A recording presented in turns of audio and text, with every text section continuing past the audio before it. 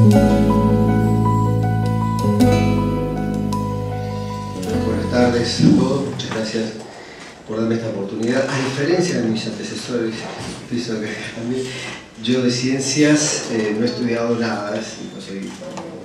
estudiador de ciencias exactas, nada, simplemente tengo un acercamiento desde mi experiencia como teólogo, como historiador de la Iglesia, y como tal voy a tratar de traer una reflexión respecto al protestantismo con este tema. No es que no nos interese el tema, hemos tenido algunos docentes, ya está más en nuestra casa, Guillermo Hansen, que era uno de los que más se dedicaba al tema de la ciencia y la fe, en teología sistemática, no lo tenemos y no lo hemos traído a él, pero evidentemente el tema de la ciencia y la fe en el protestantismo se ha debatido, y especialmente por el momento histórico que le tocó vivir el protestantismo, justo en el momento donde había muchas reflexiones sobre el tema. Si nosotros pensamos que el protestantismo, y eso a veces uno puede leer algunos autores diciendo que es muy abierto a las ciencias y a aceptar todo aquel nuevo descubrimiento que las ciencias pueden traer al conocimiento y inclusive a la teología, a veces es un mito porque históricamente no ha sido así en muchos casos. Y no solamente porque, históricamente estoy hablando cuando fue el comienzo de la Reforma, porque los que hicieron teología no eran realmente científicos, eran teólogos, a lo sumo como eran humanistas, o filósofos, o filólogos, así que el tema con la relación con la ciencia estaba bastante alejado de sus intereses. No por eso no es que no ocurrían situaciones, estoy dialogando acá, ya han visto un poco sobre el tema de la historia de la ciencia de la época de la Reforma, de la post-Reforma, y es evidente que, bueno, el conocimiento que trajo Galileo y que fue un poco el puntapié, bueno, pobre tuvo que desistir de sus ideas para que realmente la Iglesia lo perdonara, quizás fue un caso emblemático, pero en definitiva el movimiento el conocimiento de las ciencias perduró y continuó inclusive en los ambientes católicos. El mundo protestante no eran unos temas que se trataban. De hecho, uno de los, podemos decir, que estaba muy cerca de la ciencia, Miguel Servet, que era un teólogo, pero también un médico, un científico, Calvino, en 1553, lo manda a matar justamente por sus ideas, no científicas precisamente, sino por sus ideas religiosas, siendo que había ido a Ginebra a protegerse de las persecuciones religiosas de España. Y Miguel Servet, que tiene en ese sentido quizás sí la conexión con el tema de la ciencia, una idea muy particular sobre la Trinidad, sobre la idea de Dios, y que sabemos muy bien que este tema todavía de la Trinidad es un tema bastante difícil de poder tratar. Imagínense, a veces pienso cuando tenemos que enseñar a nuestros futuros pastores, pastoras que tienen que enseñar distintos temas teológicos, ¿qué herramienta les doy para enseñarles a los niños, a la gente, el tema de la Trinidad? Algo tan complejo en su aspecto de tres personas, tres esencias, tres sustancias, y a su vez seguir hablando del único Dios, ¿no? Es una cuestión que, por lo menos para judaísmo y para los musulmanes en ese sentido no hay problemas, pero para nosotros sí hay grandes problemas y grandes discusiones, no solamente a través de los concilios que históricamente han habido, hemos tenido herejías o heterodoxias al respecto. El protestantismo también hemos tenido este tema, y de hecho una de las primeras víctimas fue Servet, que propugnaba una idea que llamamos deísmo o teísmo, de un solo Dios, ¿no? Y de hecho el protestantismo hay distintas corrientes al respecto, no crean que todos los protestantes son trinitarios, hay varios grupos, como los menonitas y otros, que realmente tienen una idea bastante teísta de Dios, ¿no? En ese sentido, esto forma parte, digamos, del mosaico amplísimo que hay en el protestantismo, así que nos cuesta mucho más ponernos de acuerdo si queremos hablar científicamente de Dios en este sentido. Pero más allá de eso, y después de lo que le sucedió a Galileo y también lo que le sucedió a Servet, que Servet es ajusticiado por y sin ninguna clemencia, porque inclusive le pidió clemencia a Calvino y no le tuvo clemencia, lo quemó junto con sus libros, sus obras Christiani Restitutio, es decir, quería en ese texto no solamente hablar de la Trinidad o del tema de Dios, sino también del tema que él era un conocedor de la biología, y bueno, él es uno de los que, y antes que otros, de que descubrió, por lo menos informó en ese libro sobre la circulación de la sangre, el corazón, cómo lo bombeaba, todo esto. Bueno, lamentablemente esto no salió a la luz porque fue quemado junto con sus libros, y recién décadas después se salvaron algunos libros de él que escribió. Bueno, se pudo saber que lo había postulado este tema de científico. Pero más allá de todo esto, ¿qué hay en el protestantismo que, por un lado, mantiene sí una afinidad y una apertura hacia las ciencias? Vayan a cualquier universidad, corte protestante, mismo Alemania, Inglaterra, y van a ver que las ciencias, si hay lugar donde se pueden desarrollar aparentemente sin ningún problema con la teología, va a ser justamente en el mundo protestante. Y esto, si bien en su mismo origen no tenía realmente un asidero,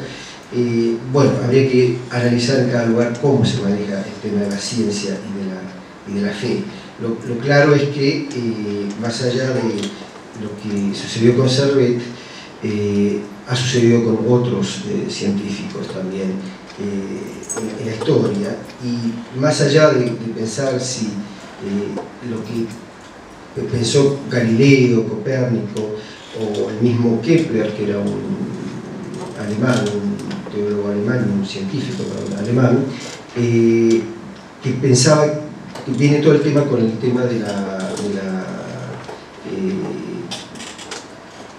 mundo y la idea heliocéntrica que estaba muy presente en aquella época. Este tema, que más que cientificarlo, nosotros lo teologizamos. Y en ese sentido hay varias corrientes, entre ellas una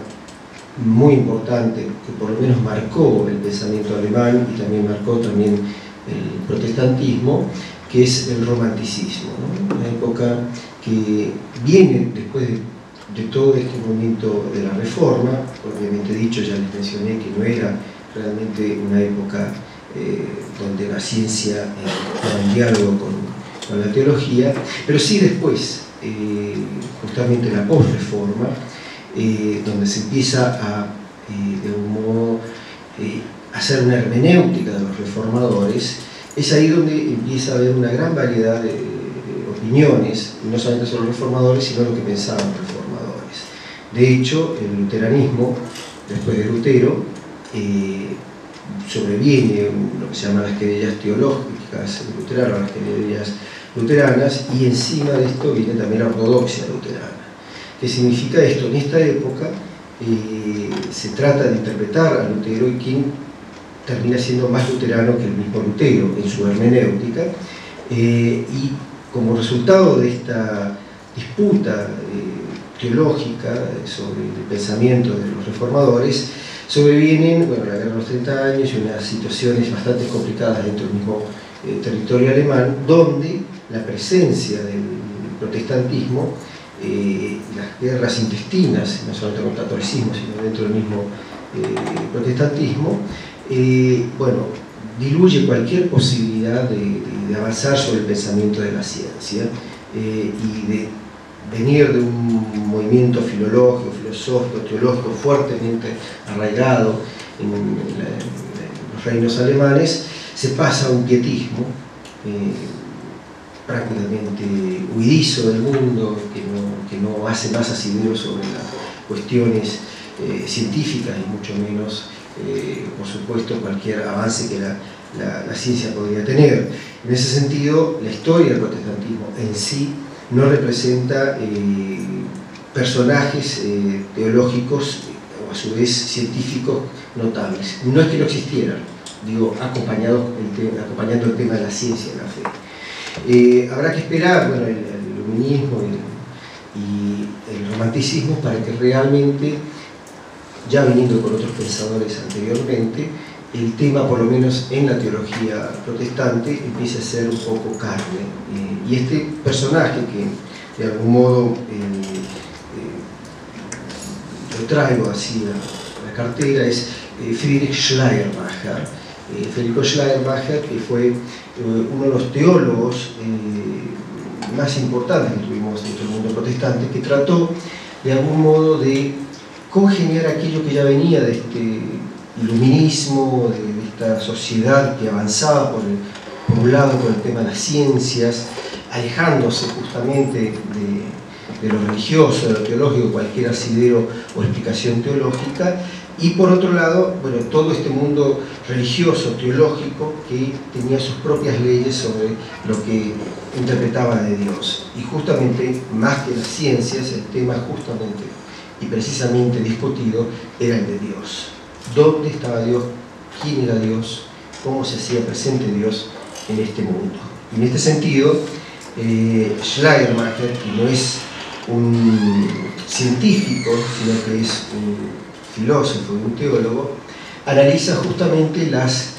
vertientes que ya vienen de antes respecto al pensamiento teológico y especialmente el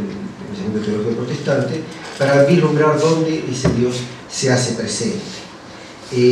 Evidentemente, las corrientes agnósticas, sobre todo a partir de Newton, teístas que ya habían aparecido en la sociedad en aquel entonces, son justamente las que el romanticismo toma en sí,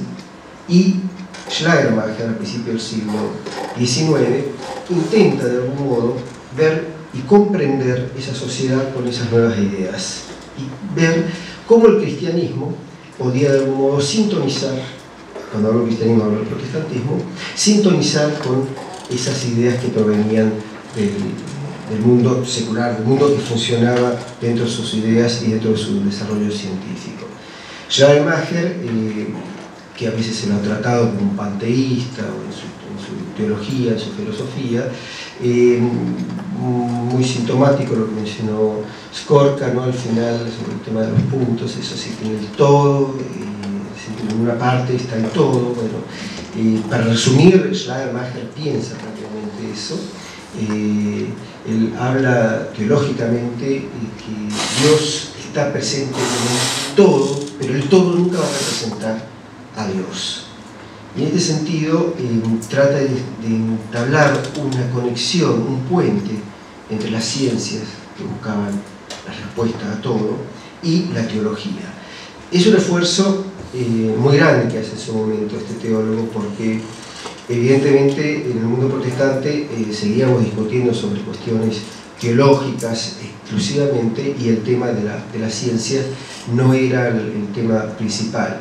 Pero a partir del romanticismo de este teólogo se inaugura lo que se llama la hermenéutica bíblica. Entonces, posiblemente sepan que justamente Alemania, gracias a estos movimientos, empieza a estudiarse la Biblia científicamente, lo podemos decir entre comillas, ¿no?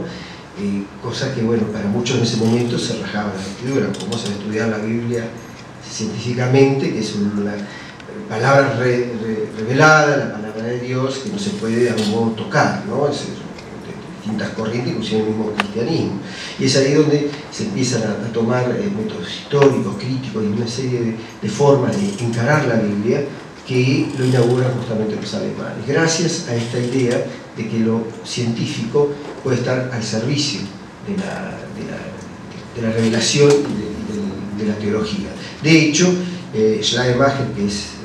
en un sentido el padre hermeneuta nuestro de la Biblia, es decir, inaugura la hermenéutica bíblica, en un sentido, por supuesto ya perimido por distintos métodos mucho más modernos y mucho más eficientes, es el que da de algún modo esa conexión. Y en este sentido, él, también en parte, como un heredero del teísmo también, intenta redescubrir inclusive el tema trinitario en medio de las escrituras, cosa que es bastante difícil de poderlo marcar texto bíblico no existe ese tema como tal, es toda una hermenéutica que se hace a partir de la Biblia, y a partir de eso es una reflexión que se va haciendo a través de la tradición cristiana. Pero más allá de eso, lo importante que, por lo menos para el protestantismo, nos sirve como reflexión lo de Federico Schleiermacher, es esa idea de tender puentes. Pero él tampoco podía alejarse de su propia idea religiosa y de misión. Era un pastor, en definitiva, un teólogo, de una época histórica muy particular, prusiana, donde la idea de la unidad de todos estaba presente. De hecho, Federico en ese tiempo une la iglesia calvinista con la iglesia luterana, porque intentaba hacer una sola iglesia alemana, cosa que es juntar agua con aceite, porque realmente las dos corrientes protestantes tienen bastantes diferencias, el tema eucarístico y otros, no solamente en eso, sino también en los ritos eclesiásticos. De hecho, en ese tiempo se inaugura que todas las iglesias, los pastores usen la toga negra con las tablitas de la ley, que es la toga doctoral, que es la que impone Lutero cuando dice que cuando se va a predicar hay que predicar con autoridad, entonces hay que ponerse una toga doctoral, que hasta los judíos la usan en las sinagogas, en los templos judíos en Alemania. Entonces, en ese mundo de unidad, de tratar de unificar todo en un contexto histórico determinado, con una sociedad determinada, es que Schleiermacher también intenta convencer, yo diría, usaría esta palabra, a aquellos que venían de toda esta corriente más secular, teísta, que las ciencias eran las que proveían todo el saber y la moral humana. Él trata de convencerlos que en realidad eso que ellos creían, estos románticos, nombrar a muchos, Fichte, Schlegel, y una serie que no los quiero aburrir por los nombres, pero una serie de personajes de la literatura, de la filosofía, muy importantes de aquella época, intenta decirles que eso que ellos creen, en realidad, es el cristianismo. Es la fe cristiana, o por lo menos la fe religiosa, sin caer solamente en el tema del cristianismo. Entonces, la idea de Schleiermacher, y que esto quedó muy fuerte como impronta en el protestantismo, y ustedes les llamará la atención por qué el protestantismo en el mundo evangélico es misionero, por qué el mundo es convertidor, por qué el mundo protestante trata por un lado imponer sus ideas, pero por otro lado como allanarlas, por qué tiene un diálogo, estoy hablando por supuesto de la parte progresista, un diálogo tan fluido con las ciencias, donde evidentemente lo que intenta es marcar que en realidad lo teológico, lo religioso, no está tan alejado de aquello cotidiano que está presente. Y teológicamente, filosóficamente, el romanticismo, vuelvo a insistir en este tema, en esta idea de Schleiermacher, en la naturaleza, en todo lo que la creación ha dado Dios, en eso, en todas esas partes, se encuentra algo de Dios. Y con esto también elimina las discusiones filosóficas de aquella época, el mismo espinosismo. Spinoza, sabrán que él decía que, bueno, si hablamos de que Dios es infinito y todo lo que creó Dios es infinito, toda la naturaleza, todo el cosmos, cuando hay dos infinitudes no se pueden superponer porque si no se anulan entre sí, por lo menos Spinoza pensaba eso. Evidentemente esa idea para Schleiermacher